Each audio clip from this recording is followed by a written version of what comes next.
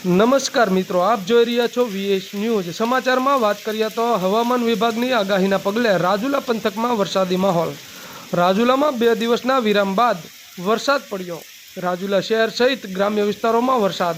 રાજુલાના ડુંગર, માંડળ, મોરંગી, કુંભારિયા, દેવકા સહિત આસપાસના ગ્રામ્ય વિસ્તારોમાં વરસાદ। ડુંગર ગામે ધોધમાર વરસાદ। વરસાદી પાણી રોડ પર વહેતા થયા। असह्य गर्मी बाद वातावरण में ठंडक पसरी। वरसादना पगले खेडूतों खुशी जोवा मळी। तो आवा अवनवा समाचारों जोवा माटे जोता रहो वीएस न्यूज़। गावाने टमाटर એટલા વર્ષ લીલું થાય સિંચાઈ કરશે ઝીણવાઈ જાય ત્યારે પછી આપી દેવી દીધું હું હા સર છે તમારા અહીં રે તમારું